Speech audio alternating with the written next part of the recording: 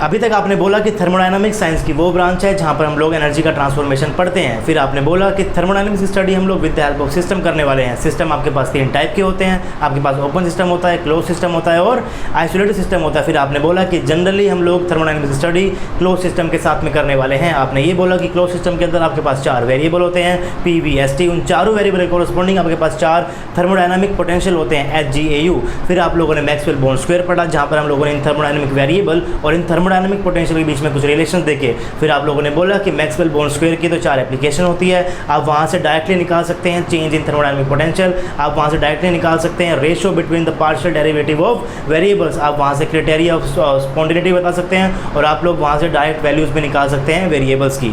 तो चलिए हम आगे बढ़ते हैं और पढ़ते हैं पाथ फंक्शन क्या होता है, स्टेट फंक्शन क्या होता है और थर्मल कोएफिशिएंट क्या होता है। लेकिन उससे पहले आपको पता होना चाहिए कि हम लोग कंप्लीट डेरिवेटिव क्या होता है, पार्शियल डेरिवेटिव क्या होता है और हम इस चीज़ को किस तरीके से निकाल सकते हैं। तो आज के इस लेक्चर के अंदर हम लोग पढ़ने वाले हैं कि कंप्लीट डेरिवेटिव और पार्शियल डेरिवेटिव के बीच में डिफरेंस क्या होता है और किस तरीके से हम लोग पार्शियल डेरिवेटिव और कंप्लीट डेरिवेटिव को निकाल सकते हैं। तो चलिए शुरू करते हैं।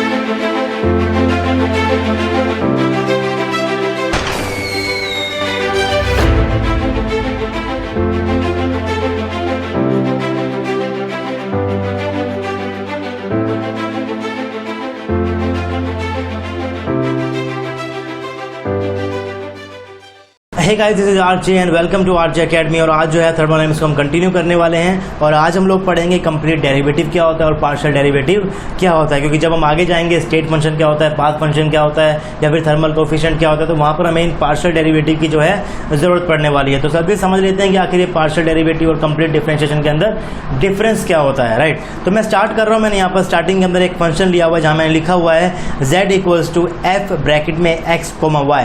तो इस चीज़ को मैं किस तरीके से पढ़ूंगा, यहाँ पर जो मेरा f है मैं f को डिनोट कर रहा हूँ किस चीज़ से, फंक्शन से। यानी कि अगर मैं फंक्शन को यहाँ पर मैं क्या लिख रहा हूँ, f लिख रहा हूँ। तो मैं इस चीज़ को यहाँ पर अच्छे से पढ़ूंगा। मैं ऐसे पढ़ूंगा z is the function of x and y। अब इस चीज़ का मतलब क्या होता है, इसका मतलब ये होता है कि जो मेरा z है वो फंक्शन है x और y वेरिएबल के साथ। दैट मीन्स अगर मैं x और y के अंदर कोई चेंज करूँगा तो मेरा z जो है वो ऑटोमेटिकली क्या हो जाएगा, चेंज हो जाएगा। अगर मैं इस चीज़ को समझाने के लिए आपके साथ कोई एग्जांपल लेने की तैयारी कोशिश करता हूँ। मान लीजिए मेरा कोई फंक्शन है जहाँ पर मैं लिखा हुआ है z is equal to x square plus में y। तो यहाँ पर ये जो है एक इक्वेशन है, एक फंक्शन आपको यहाँ पर गिवन है जो कि मेरा z फंक्शन है x और y के अंदर। तो आप यहाँ पर इसको लिख सकते हैं, जो मेरा z है वो फंक्शन है किसका, x और y का। दैट मीन्स अगर मैं x और y में कोई चेंज करूँगा तो मेरे z के अंदर ऑटोमेटिकली चेंज हो जाएगा। समझने के लिए मान लीजिए आपके पास जो x और y की वैल्यू है, आप स्टार्टिंग में x को 1 ले रहे हैं और y को भी क्या ले रहे हैं, 1 ले रहे हैं। अगर आप x और y को इस इक्वेशन के अंदर पुट करेंगे तो आपका z क्या निकल कर आएगा, आपका z आ जाएगा 1 का स्क्वायर प्लस 1 इक्वल्स टू 2। अगर मैं x को 2 ले रहा हूँ और मैं y को भी क्या ले रहा हूँ, 2 ले रहा हूँ, तो मेरा z क्या हो जाएगा, z मेरा हो जाएगा 2 का स्क्वायर प्लस में 2 और ये निकल कर आ जाएगा 6।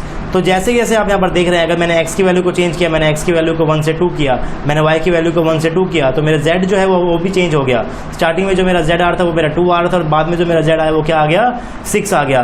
तो इस चीज़ को हम लोग बोलते हैं कि जो मेरा z है वो फंक्शन है किसका, x और y का है। अगर मेरे किसी वेरिएबल के अंदर चेंज आने से मेरा दूसरा वेरिएबल चेंज हो रहा है तो मैं बोल सकता हूँ कि जो मेरा दूसरा वेरिएबल है वो मेरे पहले वेरिएबल क्या है, फंक्शन है। अगर मैं यहाँ पर बात करूँ, मेरी कोई इक्वेशन है y is equal to p square plus q square plus t. यहाँ मैं बोल सकता हूँ अगर मैं p, q और t की वैल्यू को चेंज करूँगा तो मेरी y की वैल्यू चेंज हो जाएगी। तो मैं यहाँ पर बोल सकता हूँ कि जो मेरा y है वो क्या है, फंक्शन है किसका, p का है, q का है और t का है। अगर मैं आपको कोई इक्वेशन दे दूँ यहाँ मैं बोल रहा हूँ कि x इज इक्वल टू मेरा y स्क्वायर t इंटू में p है, तो यहाँ पर मैं बोल सकता हूँ कि जो मेरा x है वो क्या है, फंक्शन है किसका, y का, t का और p का। क्योंकि अगर मैं p के अंदर, t के अंदर और y की कोई वैल्यू चेंज कर रहा हूँ तो मेरा x के अंदर क्या हो रहा है, अपने आप कोई ना कोई चेंज हो जा रहा है। तो इसी तरीके से हम लोग यहाँ पर इसको पढ़ते हैं। मैं इसको पढ़ भी इस तरीके से रहा हूँ कि z is the function of x and y। आपको इसको पढ़ना भी आना चाहिए, आपको इसको लिखना भी आना चाहिए, क्योंकि जब हम लोग इसे पढ़ रहेंगे आधी चीज़ें जो है वो पढ़ने से क्लियर हो जाती है कि क्या लिखा हुआ है यहाँ पर, इस नोटेशन के अंदर क्या लिखा हुआ है। अगर आपको उसे पढ़ना आता है तो आप उसको आराम से कर सकते हैं। तो चलिए बात करते हैं कि हम लोग कंप्लीट डेरिवेटिव कैसे निकालते हैं किसी भी फंक्शन का। मान लीजिए आपके पास कोई फंक्शन गिवन है z is equal to f of x and y। इसका मतलब है कि जो मेरा z है वो फंक्शन किसका है, x और y का मेरा फंक्शन है। अगर मैं x और y में कोई चेंज करूँगा तो मेरा z क्या हो जाएगा, चेंज हो जाएगा। तो सबसे पहले आपको निकालना है कंप्लीट डेरिवेटिव। कंप्लीट से आप समझ गए होंगे कि मैं कंप्लीट चेंज निकाल रहा हूँ z के अंदर जब मैं x और y को चेंज कर रहा हूँ। तो कंप्लीट चेंज को हम लोग किससे डिनोट करते हैं? हम लोग डिनोट करते हैं dz से। इसको मैं क्या बोल रहा हूँ? Complete derivative of z। मैं dz को यहाँ पर बोल रहा हूँ कंप्लीट डेरिवेटिव ऑफ z। और मैं ये मेरा किसके बराबर होता है? ये मेरा बराबर होता है partial derivative of z with respect to x at constant y into में dx plus partial derivative of z with respect to y at constant x into में dy। अब मैंने ये किस तरीके से यहाँ पर लिखा हुआ है, आप उस चीज़ को समझने की कोशिश कीजिए। मान लीजिए आपके पास कोई फंक्शन है z, जो कि फंक्शन आपका किसके रिस्पेक्ट में है? p के रिस्पेक्ट में है, q स्क्वायर है और t है। मान लीजिए आपके पास कोई फंक्शन है z equal to p q square into t. आप यहाँ पर बोल सकते हैं कि जो आपका z है वो फंक्शन किस किस का है? p का है, q का है और t का है। और आपके पास यहाँ पर इसको कंप्लीट डेरिवेटिव ऑफ z लिखना है। आपको यहाँ पर क्या निकालना है? आपको dz निकालना है। तो किस तरीके से आप dz को निकाल सकते हैं? तो आप एक बार तो फंक्शन को पार्शियल डिफरेंशिएट करिए एक वेरिएबल के रिस्पेक्ट में, बाकी दोनों कांस्टेंट रखकर, फिर आप लोग वेरिएबल को बस चेंज करते जाइए। जैसे कि मैंने बोला, आप लोगों को पहले क्या करना है? पार्शियल डेरिवेटिव करना है z का। किसके रिस्पेक्ट में करोगे? आप कोई वेरिएबल ले सकते हो। स्टार्टिंग में मैंने मान लिया p ले लिया, तो आपके जो बाकी दोनों वेरिएबल हैं क्या है? q और t। आपको ये दोनों क्या करने हैं? कॉन्स्टेंट कर देने हैं। मैंने यहाँ पर पार्शियल डेरिवेटिव किया p के रिस्पेक्ट में, तो आपको मल्टीप्लाई करना पड़ेगा इसको dp के साथ। फिर आप इसके अंदर ऐड कर दीजिए पार्शियल डेरिवेटिव आप करिए z का किसके रिस्पेक्ट में? q के रिस्पेक्ट में। अगर आप q के रिस्पेक्ट में पार्शियल डेरिवेटिव कर रहे हैं तो आप लोग यहाँ पर p और t को क्या ले लेंगे? कांस्टेंट ले लेंगे। अब मैंने यहाँ पार्शियल डिफरेंशिएट किया q के रिस्पेक्ट में, तो आप इनटू में क्या लिख देंगे? यहाँ पर dq लिख देंगे। साथ ही साथ आप इसके अंदर ऐड कर देंगे partial derivative of z with respect to t। अगर मैं t के रिस्पेक्ट में यहाँ पर पार्शियल डेरिवेट कर रहा हूँ, तो जो मेरे बाकी के जो दोनों वेरिएबल हैं यानी कि p और q है, इनको आप यहाँ पर कांस्टेंट ले लेना। और यहाँ पर मैं t के रिस्पेक्ट में इसको पार्शियल डेरिवेट कर रहा हूँ, तो मैं इनटू में क्या कर दूंगा? dt कर दूंगा। तो इस तरीके से हम लोग कंप्लीट डेरिवेटिव को लिखते हैं। मैंने यहाँ पर जो एग्जांपल दिया है, ये जो एग्जांपल है ये 2 वेरिएबल के साथ में है, और ये जो मैंने एग्जांपल दिया है मेरे कितने के साथ में है? 3 वेरिएबल के साथ में है। इसी तरीके से अगर आपके पास वेरिएबल ज़्यादा हो जाए, मान लीजिए आपके पास 4 वेरिएबल हो, 5 वेरिएबल हो, तो वहाँ पर भी आप क्या कर सकते हो? कंप्लीट डेरिवेटिव को लिख सकते हो। कंप्लीट डेरिवेटिव को लिखने के लिए आपको क्या करना है? आपको वेरिएबल को हर एक वेरिएबल के साथ क्या करना है? पार्शियल डिफरेंशिएट करना है। जिस तरीके से मेरे पास यहाँ पर z क्या था? फंक्शन था x और y का। तो आपको क्या करना है? आपको z को पार्शियल डिफरेंशिएट करना है x के रिस्पेक्ट में भी, आपको z को पार्शियल डिफरेंशिएट करना है y के रिस्पेक्ट में भी। जिस वेरिएबल के रिस्पेक्ट में आप लोग उसको पार्शियल डिफरेंशिएट कर रहे हो, उसके जो बाकी अदर वेरिएबल है, जितने भी वेरिएबल बचे हुए हैं इक्वेशन के अंदर, वो सब क्या हो जाएंगे? कॉन्स्टेंट हो जाएंगे। जिसके रिस्पेक्ट में आप पार्शियल डेरिवेटिव कर रहे हो, उसके साथ आपको यहाँ पर मल्टीप्लाई करना है dx के साथ। अगर आप dy के साथ पार्शियल डेरिवेट कर रहे हो, तो आपको कैसे मल्टीप्लाई करना है? dy के साथ। अब एक चीज़ यहाँ पर ध्यान देने वाली वो ये है कि जो मैंने स्टार्टिंग के अंदर वर्ड यूज़ किया है, यहाँ पर जो मैंने यूज़ किया है वो मेरा क्या है? d किया है। जो मैंने यहाँ पर यूज़ किया वो मैंने क्या किया है? डेल किया है। कब हम d का यूज़ करेंगे, कब हम डेल का यूज़ करेंगे, ये भी एक बहुत बड़ी बात है। देखिए, d का यूज़ हम तब करने वाले हैं जब आपके पास इक्वेशन के अंदर कोई भी कांस्टेंट आपको डिफाइन ना किया गया हो। अगर आपको इक्वेशन के अंदर कोई भी कांस्टेंट डिफाइन कर दिया गया है, तो आपका जो d है वो अपने आप किसके अंदर कन्वर्ट हो जाएगा? डेल के अंदर कन्वर्ट हो जाएगा। अगर आप ध्यान दें यहाँ पर, तो यहाँ पर मैंने कोई भी अभी तक कांस्टेंट, किसी भी वेरिएबल को मैंने यहाँ पर कांस्टेंट डिफाइन नहीं किया है, क्योंकि मैं यहाँ पर कंप्लीट चेंज निकाल रहा हूँ d के अंदर। यहाँ पर मेरा कोई भी चीज़, कोई भी वेरिएबल मेरा क्या है? कांस्टेंट नहीं है। इसलिए मैं यहाँ पर क्या लिख रहा हूँ? d लिख रहा हूँ, डेल यहाँ पर नहीं लिख रहा। लेकिन अगर मैं बात करूं इस टर्म की, तो यहाँ पर मैं z को पार्शियल डिफरेंशिएट कर रहा हूं x के रिस्पेक्ट में, और जो मेरा y है वो यहाँ पर मेरा क्या है? कांस्टेंट है। क्योंकि मेरा यहाँ पर एक वेरिएबल को मैंने यहाँ पर कांस्टेंट कर दिया, इसलिए जो मेरा d है वो किस में चेंज हो गया? डेल के अंदर चेंज हो गया। उसी तरीके से मैं आगे वाले टर्म के अंदर क्या कर रहा हूँ? z को पार्शियल डिफरेंशिएट कर रहा हूँ y के रिस्पेक्ट में, लेकिन यहाँ पर जो मेरा x है वो क्या है? कांस्टेंट है। क्योंकि यहाँ पर मेरा जो एक वेरिएबल कांस्टेंट हो गया, इसलिए मेरा d किस में कन्वर्ट हो गया? डेल के अंदर कन्वर्ट हो गया। अगर आपकी इक्वेशन के अंदर कोई भी वेरिएबल को आप कांस्टेंट कर दोगे, तो आपका d किस में चेंज हो जाएगा? डेल के अंदर आपका वहाँ पर चेंज हो जाएगा। तो इस चीज़ को भी आप ध्यान रखिएगा। अब इसको आप किस तरीके से पढ़ोगे? देखिए, मैंने यहाँ पर जो ऊपर लाइन लिखी हुई है, यहाँ पर मेरा कंप्लीट डेरिवेटिव है dz है वो इक्वल टू है del z upon del x at constant y into में dx प्लस में del z upon del y at constant x into में dy। आप इसको किस तरीके से स्टडी करने वाले हो? आप dz को पढ़ने वाले हो कंप्लीट डेरिवेटिव ऑफ z, क्योंकि मेरा जो d है यहाँ पर हम कंप्लीट चेंज निकाल रहे हैं z के अंदर, और मैं यहाँ पर यूज़ कर रहा हूँ डी को, मैं यहाँ पर डेल को यूज़ नहीं कर रहा, क्योंकि यहाँ पर मैंने किसी भी वेरिएबल को अभी तक कांस्टेंट डिफाइन नहीं किया हुआ है। अब मेरी जो नेक्स्ट टर्म है मैंने यहाँ पर लिखा हुआ है del z upon del x at constant y. इसको मैं स्टडी करूँगा partial derivative of z with respect to x at constant y, क्योंकि मैं यहाँ पर एक वेरिएबल को कांस्टेंट डिफाइन कर रहा हूँ, मैं यहाँ पर वाई को जो है वो कांस्टेंट डिफाइन कर रहा हूँ, इसलिए जो मेरा डी है वो किसके अंदर कन्वर्ट हो जाएगा, डेल के अंदर कन्वर्ट हो जाएगा। और जिसके रिस्पेक्ट में मैं यहाँ पर पार्शियल डेरिवेट कर रहा हूँ उसके साथ मुझे क्या करना पड़ेगा, यहाँ पर मल्टीप्लाई मुझे डी एक्स के साथ करना पड़ेगा। उसी तरीके जो मेरी यहाँ पर टर्म है वो है del z upon del y into में एट कांस्टेंट एक्स। इसको मैं स्टडी करूँगा partial derivative of z with respect to y at constant x. यहाँ पर मैंने जो एक्स है इस वेरिएबल को मैंने कांस्टेंट डिफाइन किया हुआ है, इसलिए जो मेरा डी है वो यहाँ पर किस में अंदर कन्वर्ट हो गया, वो मेरा डेल के अंदर यहाँ पर कन्वर्ट हो गया है। तो इस तरीके से हम लोग इसको स्टडी करने वाले हैं, इस तरीके से हम लोग इन टर्म को बोलते हैं। किस तरीके से हम लोग इन टर्म को बोलते हैं वो भी आपको पता होना चाहिए, किस तरीके से हम इन टर्म को लिखते हैं वो भी आपको पता होना चाहिए। कब हम डी यूज़ करेंगे, कब हम डेल यूज़ करेंगे, ये भी आपको पता होना चाहिए। चलिए मैं आपको एक और एग्जांपल से यहाँ पर समझाने की कोशिश करता हूँ। मान लीजिए आपके पास कोई फंक्शन गिवन है जिसके अंदर आपको गिवन है G equal to function of T और पी। इसका मतलब है अगर मैं टी के अंदर कोई चेंज करूँगा तो मेरा जी चेंज हो जाएगा, अगर मैं पी के अंदर कोई चेंज करूँगा तो मेरा जी फिर से चेंज हो जाएगा। तो आप यहाँ पर कंप्लीट डेरिवेटिव ऑफ जी किस तरीके से लिखेंगे, आपको पता है जितने भी वेरिएबल आपके पास गिवन है आपको बारी बारी से उन सभी वेरिएबल के साथ में क्या करना है, पार्शियल डेरिवेट करना है फंक्शन को, और जो बाकी अदर वेरिएबल्स हैं उनको आप क्या कर दोगे, कॉन्स्टेंट आप कर दोगे। तो क्योंकि मेरे पास यहाँ पर दो वेरिएबल है तो आपको कितनी बार पार्शियल डेरिवेट करना पड़ेगा, दो बार, इसलिए जो मेरी यहाँ पर टर्म कितनी है, दो टर्म है। तो मैंने ये किस तरीके से लिखा हुआ है, मैंने एक बार जी को पार्शियल डेरिवेट किया एक वेरिएबल के साथ, टी के साथ मैंने कर दिया, यहाँ पर जो मेरा दूसरा वेरिएबल है पी वो मेरा क्या हो जाएगा, कांस्टेंट हो जाएगा। मैंने यहाँ पर टी के साथ में पार्शियल डेरिवेट किया, मैंने मल्टीप्लाई किससे कर दिया, डी टी से मैंने यहाँ पर मल्टीप्लाई कर दिया। फिर मैंने जी को पार्शियल डेरिवेट किया किसके साथ, पी के साथ, फिर मैंने पी के रिस्पेक्ट में इसको पार्शियल डेरिवेट किया, और जो मेरा बाकी दूसरा वेरिएबल था टी उसको मैंने क्या कर दिया, यहाँ पर कांस्टेंट रख दिया। क्योंकि मैं यहाँ पर पार्शियल डेरिवेट कर रहा हूँ पी के रिस्पेक्ट में तो मैंने डी पी से इसको यहाँ पर मल्टीप्लाई कर दिया। तो इस तरीके से हम लोग यहाँ पर लिखते हैं, कंप्लीट डेरिवेटिव हम लोग यहाँ पर लिखने वाले हैं। अब एक और एग्जांपल मैंने यहाँ पर आपके सामने लिया हुआ है जहाँ पर मेरा जो जी फंक्शन है वो टी का भी है, पी का भी है, n1 का भी है, n2 का भी है। मैंने यहाँ पर चार वेरिएबल लिए हैं। अगर मैं कंप्लीट डेरिवेटिव लिखना चाहता हूँ जी के अंदर तो उसके अंदर कितनी टर्म आएगी पार्शियल डेरिवेटिव की, चार टर्म आएगी, क्योंकि मेरे पास वेरिएबल कितने हैं, चार वेरिएबल है। जितने आपके पास वेरिएबल होते हैं उतनी टर्म्स आने वाली है पार्शियल डेरिवेटिव की, कंप्लीट डेरिवेटिव की लाइन को लिखते हुए। तो चलिए यहाँ पर लिखते हैं हम लोग कंप्लीट डेरिवेटिव किस तरीके से लिखेंगे। तो मैंने यहाँ पर सबसे पहले लिख दिया डी जी। डी जी मेरा किसके बराबर होगा, पहले मैं जी को पार्शियल डिफरेंशिएट करूँगा एक वेरिएबल के रिस्पेक्ट में। मान लीजिए मैं यहाँ पर टी के रिस्पेक्ट में जो क्या कर रहा हूँ, पार्शियल डेरिवेट कर रहा हूँ, तो मेरे जो बाकी अदर वेरिएबल हैं पी है, n1 है और n2 क्या हो जाएंगे, यहाँ पर कांस्टेंट हो जाएंगे।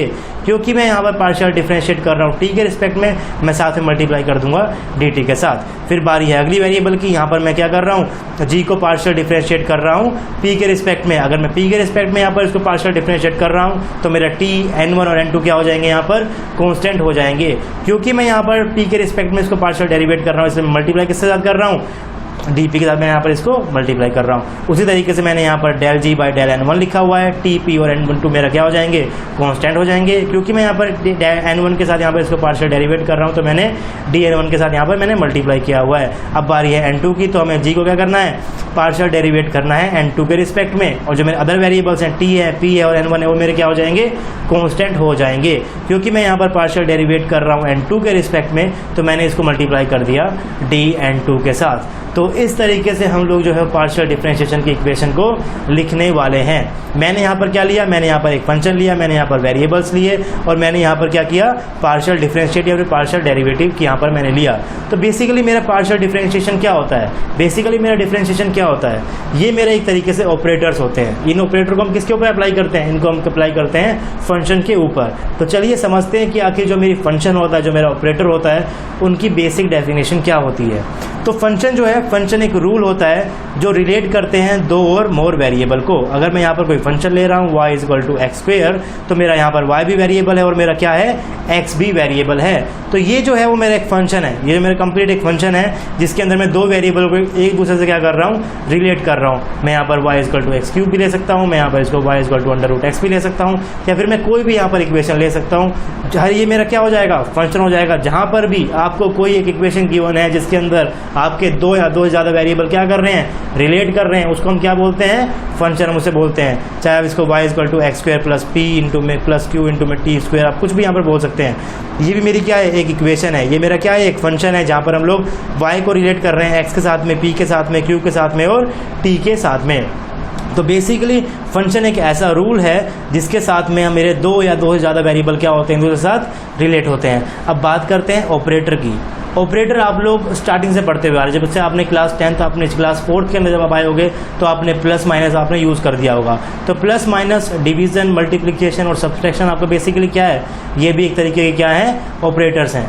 ये बेसिक ऑपरेटर्स होते हैं जो आप स्टार्टिंग से लेकर अब तक पढ़ते हुए आ रहे हैं। जिन ऑपरेटर्स की हम लोग बात करने वाले थर्मोडायनामिक्स के अंदर, ये जो बेसिक ऑपरेटर आप यहाँ पे यूज़ करेंगे वो होगा डिफरेंशिएशन या फिर पार्शियल डिफरेंशिएशन।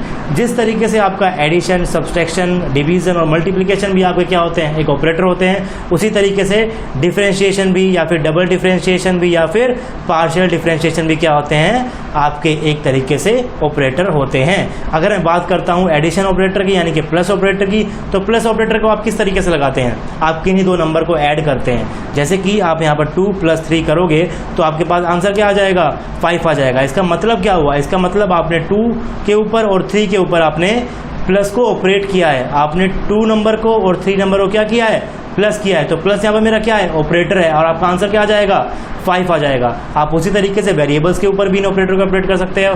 आप लिखते भी हो 2x + 3 सब क्या हो जाता है, 5x हो जाता है। तो यहाँ पर आपने क्या किया है, 3x और 2x के बीच में आपने क्या लगा दिया, एक ऑपरेटर को आपने यहाँ पर लगा दिया।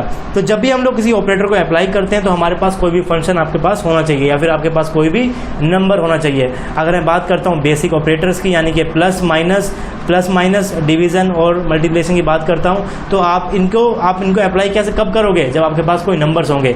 अगर मैं खाली प्लस आपके पेज के ऊपर लिख दूंगा तो इसका मतलब क्या है, इसका कुछ भी मतलब नहीं है। अगर मैं इसके आसपास में कोई नंबर्स नहीं लिखूंगा, यानी कि अगर मैं 2 + 3 नहीं लिख रहा हूँ, खाली प्लस आपको कुछ भी नहीं देगा। खाली प्लस का मतलब क्या है, खाली प्लस की कोई भी सिग्निफिकेंस नहीं है, खाली मल्टीप्लिकेशन की कोई सिग्निफिकेंस है नहीं है। आपको अगर किसी चीज़ को एडिशन करना है तो आपके पास कुछ नंबर्स होने चाहिए, आपके पास कोई वेरिएबल होने चाहिए ताकि आप उनको क्या कर सको, ऐड कर सको, आप उनको क्या कर सको, मल्टीप्लाई कर सको। तो खाली प्लस माइनस डिवीजन मल्टीप्लिकेशन की कोई भी सिग्निफिकेंस नहीं है, आपके पास कोई ना कोई नंबर्स होने चाहिए। उसी तरीके से जो मेरे ऑपरेटर हैं, यहाँ पर जिन ऑपरेटर की मैं बात कर रहा हूँ डिफरेंशिएशन की, मैं बात कर रहा हूँ डबल डिफरेंशिएशन की, मैं बात कर रहा हूँ पार्शियल डिफरेंशिएशन की। इनके अलावा और भी आपके पास ऑपरेटर होते हैं, आपके पास इंटीग्रेशन होता है, आपके पास स्क्वायर रूट होता है, आपके पास क्यूब रूट होता है। तो आपके पास बेसिकली क्या है, बहुत सारे ऑपरेटर आपको यहाँ पर देखने को मिलते हैं। तो अगर मैं बात करूँ ऑपरेटर की डेफिनेशन क्या है, तो operator is an entity that operates a function and generate a new function और ए कॉन्स्टेंट एंटिटी। अगर मैं बात करता हूँ बेसिक ऑपरेटर्स की, जो मेरे पास क्या थे, प्लस था, माइनस था, डिवीज़न था और मल्टीप्लिकेशन था। अगर मैं प्लस को अप्लाई कर रहा हूँ 2 + 3 के ऊपर तो आपके पास क्या आ रहा है, 5 निकल कर आ रहा है। तो बेसिकली मैं आपको क्या बोल सकता हूँ कि मैंने यहाँ पर प्लस को ऑपरेट किया 2 नंबर्स के ऊपर और आपके पास एक नया नंबर निकल कर आ गया। उसी तरीके से ऑपरेटर भी एक ऐसी एंटिटी होती है जिसको हम लोग ऑपरेट करते हैं किसके ऊपर, फंक्शन के ऊपर, और मेरे पास क्या निकल कर आ जाएगा, मेरे पास एक नया फंक्शन निकल कर आ जाएगा या फिर मेरे पास क्या हो जाएगी, कांस्टेंट एंटिटी निकल कर आ जाएगी। इस चीज़ को समझाने के लिए मैं अभी आपके सामने एक एग्जांपल लेने वाला हूँ। मान लीजिए आपके पास कोई एक फंक्शन है y = x⁻n और आपके पास कोई ऑपरेटर है, क्या, डिफरेंशिएशन का आपके पास ऑपरेटर है। आपको क्या निकालना है, dy/dx आपको निकालना है। तो आप dy/dx को किस तरीके से निकालोगे, देखिए यहाँ पर जो मैंने चीज़ लिखी हुई है, मैंने यहाँ पर 2 चीज़ लिखी हुई है।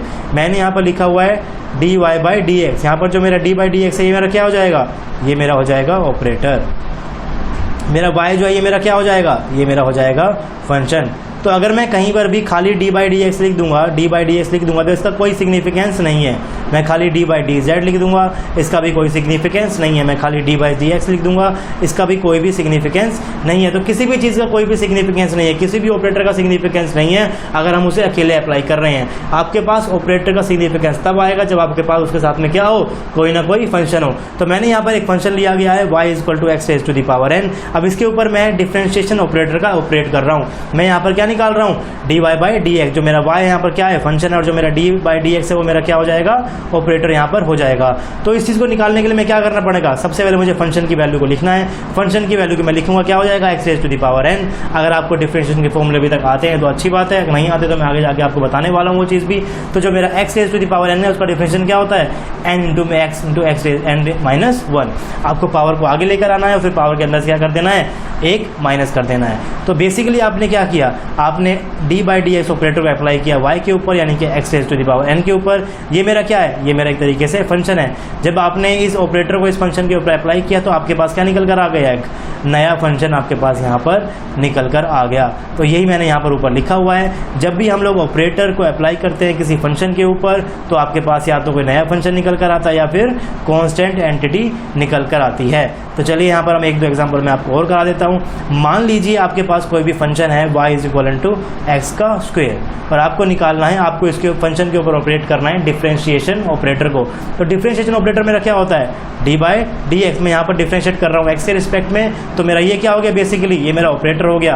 अब ऑपरेटर मैं किसके ऊपर अप्लाई करूँगा, ऑपरेटर अगर मैं अप्लाई कर रहा हूँ तो मेरे पास क्या होना चाहिए, कोई ना कोई फंक्शन होना चाहिए। तो मैं फंक्शन क्या ले रहा हूँ, यहाँ पर y ले रहा हूँ। ध्यान रखिएगा जो मेरा यहाँ पर डी बाई डी एक्स है ये मेरा क्या है, ये जो है ये मेरा क्या है, ऑपरेटर है।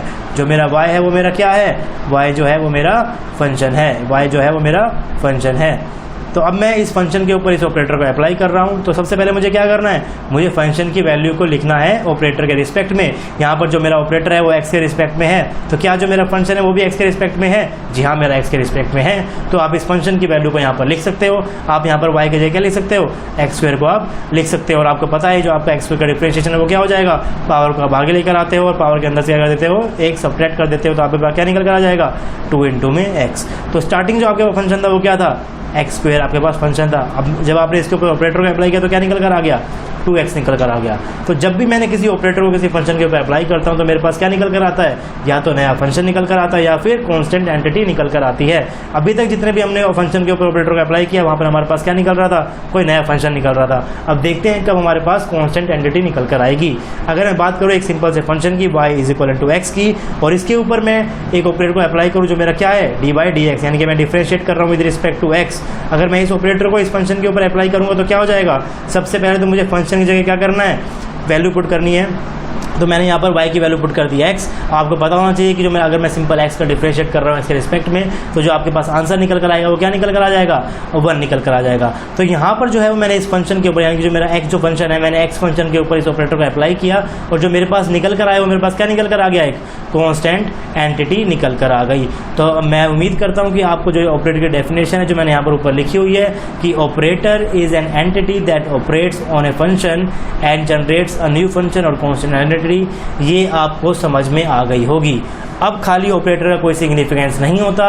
अगर आप ऑपरेटर का यूज़ कर रहे हैं तो आपके पास कोई ना कोई फंक्शन आपके पास होना चाहिए। जिसके रिस्पेक्ट में आपका ऑपरेटर है उसी के रिस्पेक्ट में आपका फंक्शन होना चाहिए। अगर मैं बात करता हूँ आपका y इक्वल टू क्या है, एक्स स्क्वायर है, और आपको कोई ऑपरेटर दिया गया है डी बाई डी जेड, तो आप इस ऑपरेटर को इस फंक्शन के ऊपर अप्लाई नहीं कर सकते क्योंकि जो आपका ऑपरेटर है वो किसके रिस्पेक्ट में है, z के रिस्पेक्ट में है, और जो आपका फंक्शन है वो किसके रिस्पेक्ट में है, x के रिस्पेक्ट में है।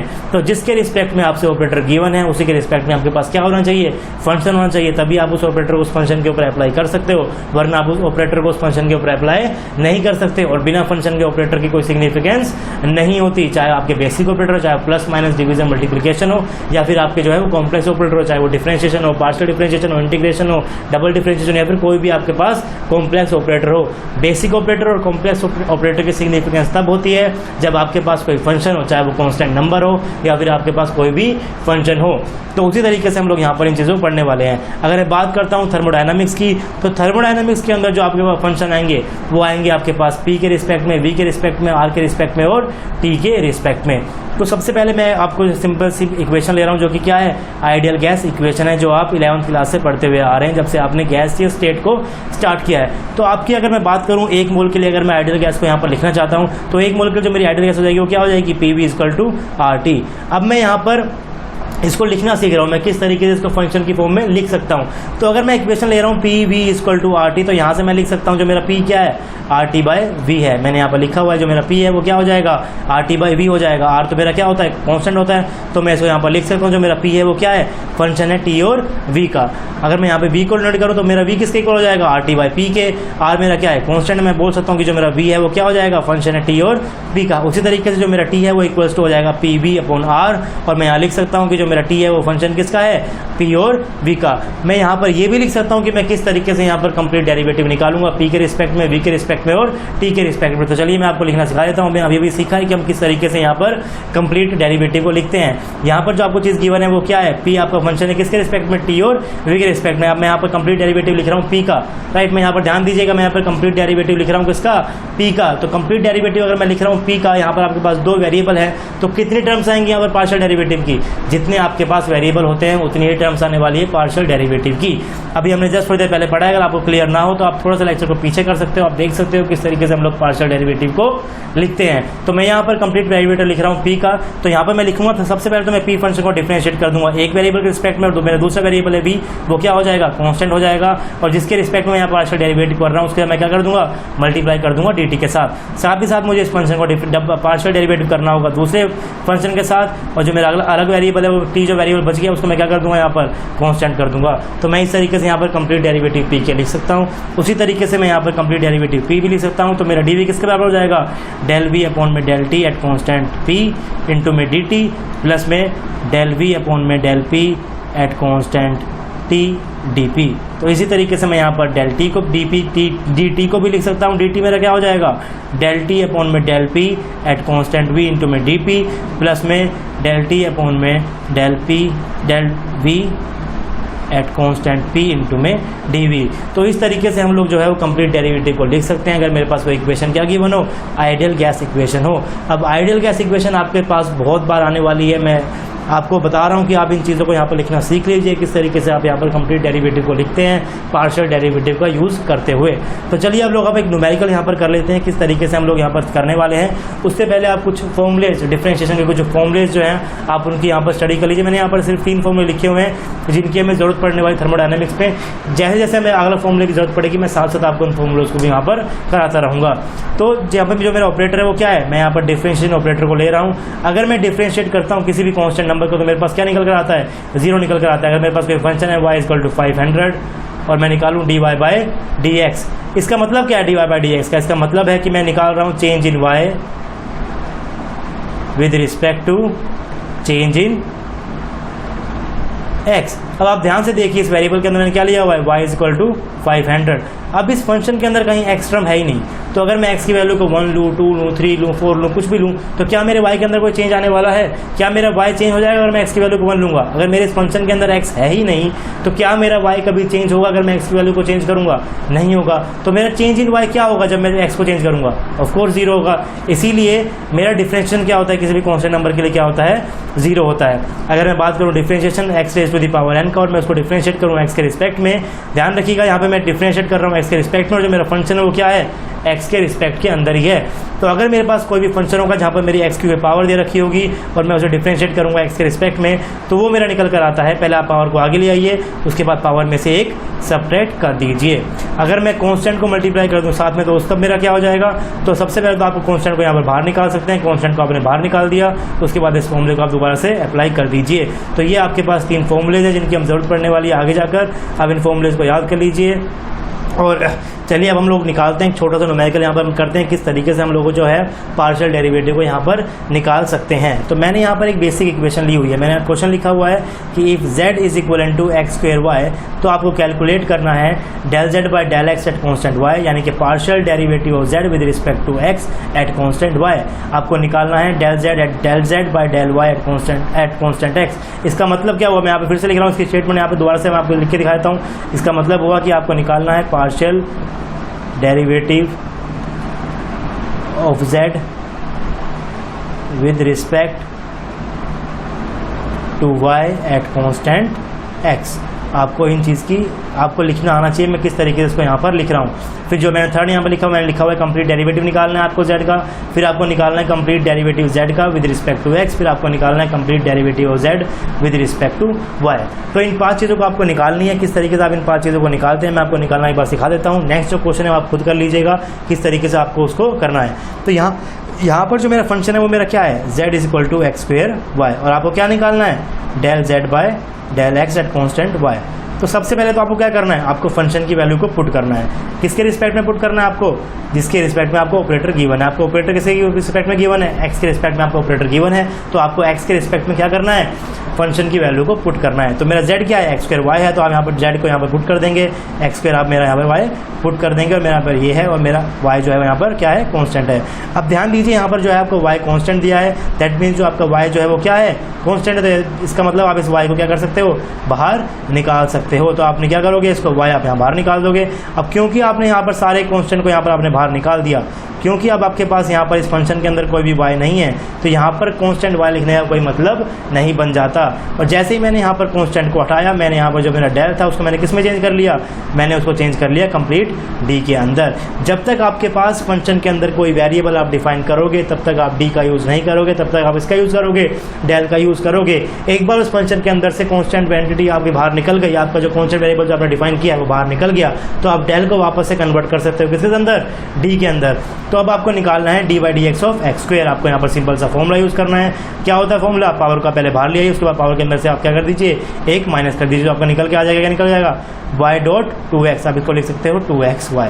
तो जो आपका del z by del x at constant y वो क्या निकल कर आ गया, यहाँ से आपका निकल कर आ गया 2xy, आपका ये चीज़ निकल कर आ गई। तो चलिए अब हम निकालते हैं कि किस तरीके से हम लोग, जो मैंने यहाँ पर सेकंड लिखा हुआ है वो हमें पार्शियल डेरिवेटिव निकालना है, किसका, z का निकालना है y के रिस्पेक्ट में एट कॉन्स्टेंट x। तो सबसे पहले आप लोग क्या करोगे, आप फंक्शन को यहाँ पर लिखोगे, फंक्शन को आपने यहाँ पर लिख दिया, आपको निकालना है del z by del y at constant x। तो सबसे पहले तो आप फंक्शन की वैल्यू पुट करोगे जिसके रिस्पेक्ट में आपको क्या दिया गया है, ऑपरेटर दिया गया है। तो आपके पास वो पहले से ही गिवन है, आप यहाँ पर इसकी वैल्यू पुट कर सकते हो, एक्स स्क्वायर वाई आप यहाँ पर पुट कर सकते हो, यहाँ पर नीचे क्या लिख दोगे, डेल y आप यहाँ पर लिख दोगे। क्योंकि आपका यहाँ पर जो x है वो कॉन्स्टेंट है, आपने यहाँ पर कॉन्स्टेंट को डिफाइन किया हुआ है, इसलिए यहाँ पर मैं क्या यूज़ कर रहा हूँ, मैं यहाँ पर डेल यूज़ कर रहा हूँ, मैं यहाँ पर d यूज़ नहीं कर रहा हूँ। अब क्योंकि जो है वो मेरा x कॉन्स्टेंट, दैट मीन्स आप यहाँ पर अगर मेरा x कॉन्स्टेंट है तो x स्क्वायर मेरा क्या हुआ, कॉन्स्टेंट हुआ।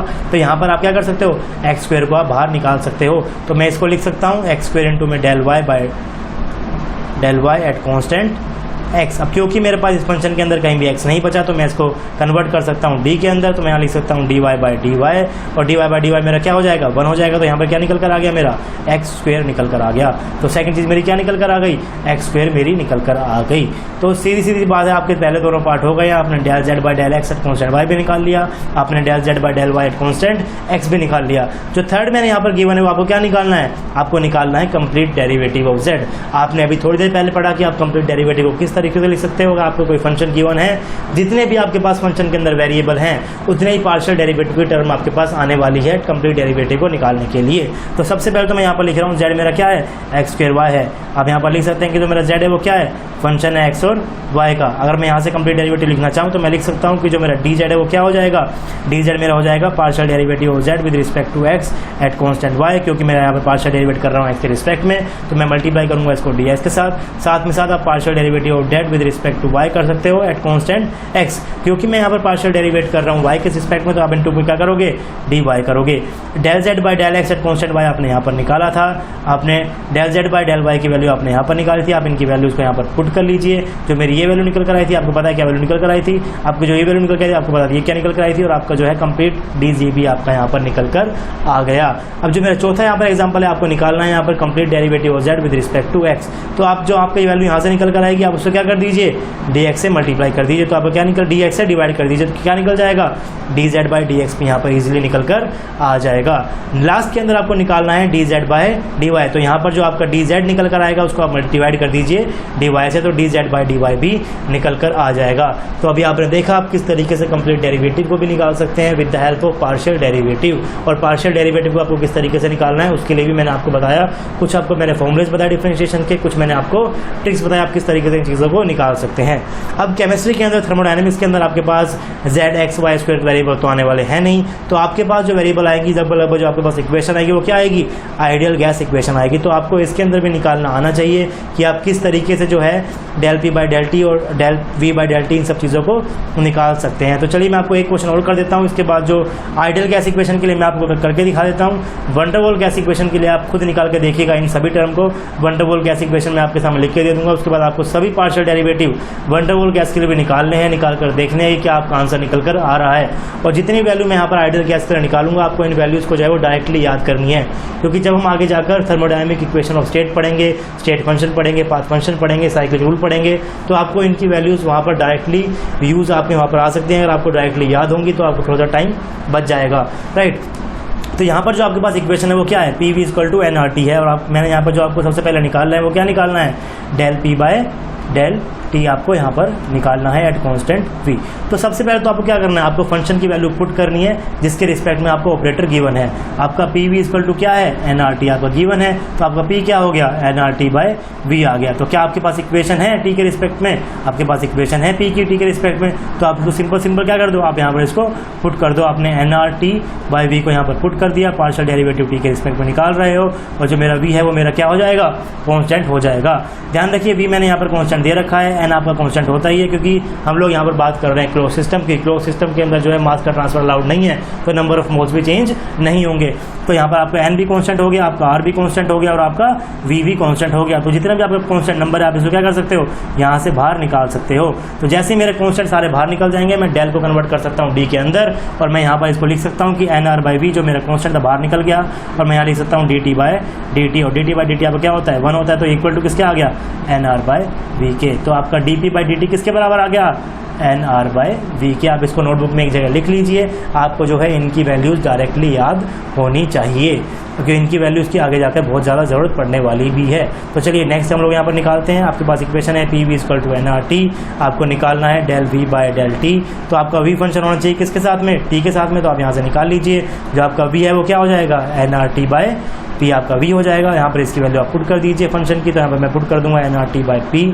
अब यहाँ पर इसको ब्रैकेट में ले लीजिए, आपका जो डिफरेंशिएशन है वो टी के रिस्पेक्ट में, और जो आपका कांस्टेंट है वो क्या हो जाएगा, पी आपका यहाँ पर कांस्टेंट है, आपका एन कांस्टेंट है क्योंकि सिस्टम मेरा क्लोज है, आपका आर कांस्टेंट है, गैस कांस्टेंट होता ही है, आपका पी कांस्टेंट यहाँ पर गिवन, तो पी भी आपका क्या है, कांस्टेंट है। तो आप इस पूरे कांस्टेंट नंबर को क्या कर सकते हो, यहाँ से बाहर निकाल सकते हो, और आप इसको लिख सकते हो एन आर बाई पी।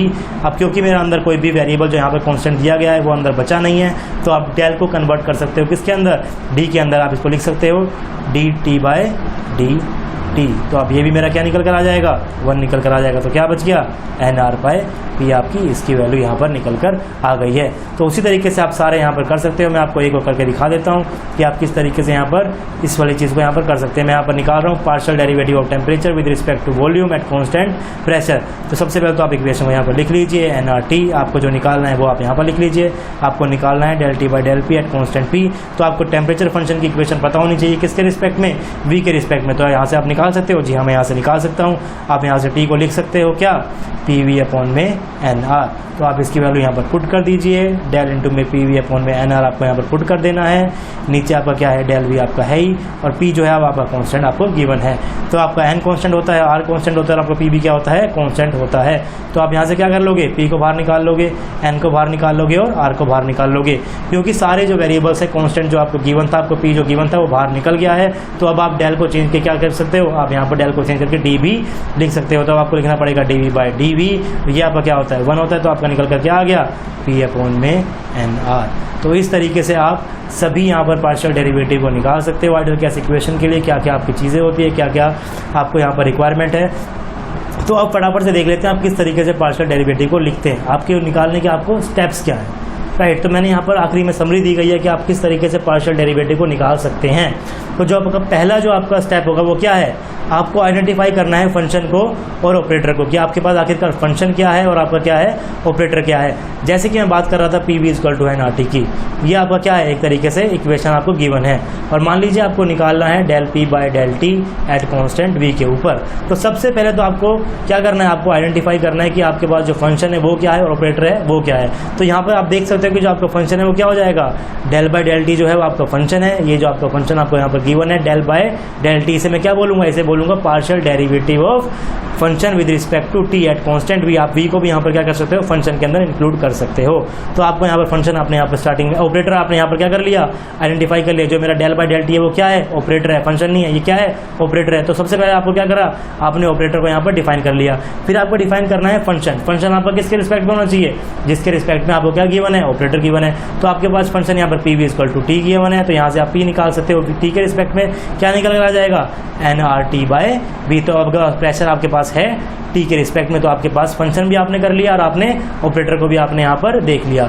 उसके बाद आपको क्या करना है, उसके बाद आपको वैल्यू पुट करनी है फंक्शन की in the form of operator by using the given equation. आपके पास जो इक्वेशन गिवन है वहाँ से आपने क्या किया, फंक्शन को आपने निकाल लिया। इस फंक्शन जो आपकी वैल्यू निकल कर आई है उसको आप यहाँ पर पुट कर देंगे। तो जब आप इसको यहाँ पर पुट करेंगे तो पुट करने के बाद आप यहाँ पर इसको लिख देंगे, क्या लिख देंगे, del of N R T by V upon में डेल टी। ये आपने यहाँ पर इसको लिख दिया। उसके बाद आप क्या करेंगे, remove the constant outside equation. जितने भी आपके पास कांस्टेंट, यहाँ पर आपके पास टी कांस्टेंट है, यहाँ पे आपके पास टी कांस्टेंट है, आर कांस्टेंट है और एन कांस्टेंट है। इसको आप क्या कर दोगे, यहाँ से उठा के बाहर रख दोगे। एन आर टी को आप यहाँ बाहर ले आओगे, एन आर टी को आपने बाहर ले आया तो आप इस चीज़ को लिख सकते हो, एन आर टी इंटू में डेल ऑफ 1 बाई वी। आपका जो यहाँ पर कांस्टेंट है वो क्या है, आपका यहाँ पर जो कांस्टेंट है वो वी कांस्टेंट है। तो यहाँ पर एन है, आर है और वी आपका तीनों कांस्टेंट हो जाएगा। तो आप एन आर बाई वी को बाहर निकालोगे। तो आपने एन आर बाई वी को यहाँ पर बाहर निकाल दिया। मैं यहाँ पर एक सेकेंड के अंदर इसको यहाँ पर मिटा देता हूँ। तो आपने क्या किया, आपने यहाँ पर एन आर और वी को बाहर निकाल दिया। अंदर क्या बच गया आपका, del T by del T आपका अंदर बच गया। आपने एन आर वी को यहाँ से बाहर निकाल दिया। उसके बाद आपको क्या करना है, आपको ऑपरेट करना है ऑपरेटर को। D T by D T आपका क्या होता है, 1 होता है। तो आपका आंसर क्या निकल कर आ जाएगा, एन आर वी आपका आंसर निकल कर आ जाएगा। तो इस तरीके से आपको डिटरमाइन करने हैं पार्शियल डेरिवेटिव को, कैसे आप पार्शियल डेरिवेटिव को निकाल सकते हैं। और एक जो है वो आपको मैं क्वेश्चन दे रहा हूँ घर से करने के लिए, आप इस क्वेश्चन को घर से करिएगा। आपका जो क्वेश्चन है वो है, आपको इक्वेशन की बने, आपकी इक्वेशन है वो क्या है, P इंटू में V minus B equal to are T. ये बेसिकली क्या है, ये एक रिड्यूस फॉर्म है किसकी, वन डर वॉल इक्वेशन की। अगर आपने कंप्लीट वन डर वॉल इक्वेशन के लिए आपने सारे पार्शियल डेरिवेटिव निकाले तो बहुत अच्छी बात है। बाकी आप रिड्यूस फॉर्म को तो ज़रूर निकालिए। एक इक्वेशन आप ये ले लीजिए और एक इक्वेशन आप ये भी लिख सकते हो, P equal to A by V square into में v माइनस बी। आप इसी चीज़ को भी यहाँ पर ले लीजिए आर टी। अब ये दोनों इक्वेशन के लिए आपको क्या करना है, आपको del P by del T को आपको निकाल के देखना है। Del P by del T at constant V को आपको निकालना है। ये क्या है, रिड्यूस फॉर्म है। चलिए इस इक्वेशन के लिए मैं आपको निकाल के दे देता हूँ और आप इस इक्वेशन के लिए क्या कर लीजिएगा, निकाल लीजिएगा। तो स्टेप्स को सबसे पहले आपका स्टेप क्या है, आपको आइडेंटिफाई करना है कि आपका फंक्शन क्या है और आपका ऑपरेटर क्या है। तो देखिए आपका ऑपरेटर तो आपको यहाँ पर साफ साफ दिख ही रहा है कि जो आपका ऑपरेटर है वो क्या है, partial derivative with respect to T. तो अब आपको क्या करना है, आपको फंक्शन को यहाँ पर डिफाइन करना है। फंक्शन आपको पी का चाहिए, किसके रिस्पेक्ट में, टी के रिस्पेक्ट में। तो आपके पास इक्वेशन क्या है, पी इंटू में वी माइनस बी इंटू में आर टी आपके पास इक्वेशन है। तो आपके पास पी क्या हो जाएगा, आर टी इंटू में वी माइनस बी आपके पास क्या हो गई, इक्वेशन हो गई। तो आप फंक्शन की वैल्यू को आप इसके अंदर पुट कर दीजिए। जब आप फंक्शन की वैल्यू को यहाँ पर पुट करेंगे तो आप पुट कर देंगे आर टी इंटू में वी माइनस बी अपॉन में del T at constant v। तो अब आपके पास यहाँ पर v कॉन्स्टेंट है, आपके पास v कॉन्स्टेंट है, r आपका कॉन्स्टेंट होता ही है, v भी आपका क्या होता है, कॉन्स्टेंट होता ही है। तो आप r अपॉन में v माइनस बी को क्या कर सकते हो, बाहर लिख सकते हो। तो आपने जब इसको बाहर लिखा तो r अपॉन में v माइनस बी को आपने बाहर लिख दिया। डेल को आप कन्वर्ट कर सकते हो d के अंदर, क्योंकि अब आपके पास कुछ भी अंदर बचा नहीं है। तो D T by D T आपका क्या होता है, 1 होता है। तो आपके पास क्या आंसर निकल कर आ जाएगा, r by V minus B आपका क्या हो गया, आंसर निकल कर आ गया। उसी तरीके से आप इस इक्वेशन के अंदर भी आप इस चीज़ को कर सकते हो। और आप जो मैं आपकी पूरी वन डबल इक्वेशन होती है जो मैं आपके साथ यहाँ पर लिख देता हूँ। तो बेसिकली मैं आपके लिए जो इक्वेशन है मैं यहाँ पर लिख रहा हूँ, एक तो मैंने ये लिख दिया है, एक आप ले सकते हो पी अपॉन में वी। अब रिड्यूस फॉर्म में इतना ही रहने दो, is equal to are T. आप इसके लिए भी आप निकाल लीजिएगा और आप इसके लिए भी निकाल लीजिएगा। यहाँ पर जो है वो आपका n क्या है, कांस्टेंट है। आप तीनों इक्वेशन के लिए निकाल कर देखिए। इसके लिए मैंने आपको भी निकाल कर दिखा दिया है। ये आपकी दोनों क्या हैं, ये दोनों आपकी क्या हैं, ये दोनों जो है वो रिड्यूस फॉर्म ऑफ वन डर वॉल इक्वेशन है। रिड्यूस फॉर्म ऑफ वन डर वॉल इक्वेशन एक फेवरेट टॉपिक कहलाया जाता है CSIR नेट के लिए, क्योंकि बहुत सारे क्वेश्चन यहाँ से आते हैं। वन डर वॉल इक्वेशन को रिड्यूस फॉर्म में दे के आपसे वो क्या निकलवाता है, पार्शियल डेरिवेटिव को आपसे बहुत बार पूछा भी गया है और आगे भी पूछने के पूरे चांसेस है। तो आपको पता होना चाहिए कि आप किस तरीके से पार्शियल डेरिवेटिव को निकाल रहे हैं। साथ ही साथ आप रिड्यूस फॉर्म के लिए भी कर लीजिए और कंप्लीट फॉर्म के लिए भी कर लीजिए। और जो आपके पास आइडियल गैस इक्वेशन के लिए जो मैंने आपको यहाँ पर कैलकुलेट करवाए थे, इनकी वैल्यूज जो है आपको डायरेक्टली याद होनी चाहिए, क्योंकि जब हम थर्मोडायनामिक इक्वेशन पढ़ेंगे इन सभी की वैल्यूज जो है आपको डायरेक्टली क्या होनी चाहिए, याद होनी चाहिए, क्योंकि जब हम थर्मोडायनेमिक इक्वेशन ऑफ स्टेट पढ़ेंगे वहाँ पर इनका यूज़ होगा, del V by del T at constant P, del P by del we at constant T, इनका वहाँ पर यूज़ होने वाला है। तो अगर आपको डायरेक्ट वैल्यूज़ याद होंगी तो आपका थोड़ा सा टाइम वहाँ पर बच जाएगा। तो आप इस चीज़ को अच्छे से पढ़िए, पार्शियल डेरिवेटिव, कंप्लीट डेरिवेटिव को आप अच्छे से तैयार कर लीजिए। अगर आपने पुराने लेक्चर अभी तक नहीं देखे और आपको समझने में कोई भी दिक्कत आ रही है तो आप पुराने लेक्चर्स भी अच्छे से देखिए और आप इनकी घर बैठ के प्रैक्टिस भी आप लोग करते रहिए। अगर आपने अभी तक मेरे चैनल को सब्सक्राइब नहीं किया है तो आप सब्सक्राइब करिए, लाइक करिए। अगर आपको कोई भी क्वेश्चन पूछना है तो आप कमेंट सेक्शन के अंदर कमेंट करिए, मैं आपके कमेंट्स का जवाब पक्का देने वाला हूँ, चाहे मैं एक नई वीडियो बनाऊँ उसके लिए। लेकिन मैं आपके जो जितने भी आपके डाउट हैं वो सभी के सभी डाउट क्या हो जाएंगे, सॉल्व हो जाएंगे। और आप अपने फ्रेंड्स के साथ भी इस चैनल को शेयर कीजिए ताकि उनकी तैयारी भी क्या हो जाए, अच्छी हो जाए। तब तक के लिए आप पढ़ते रहिए, पढ़ाते रहिए। Thank you.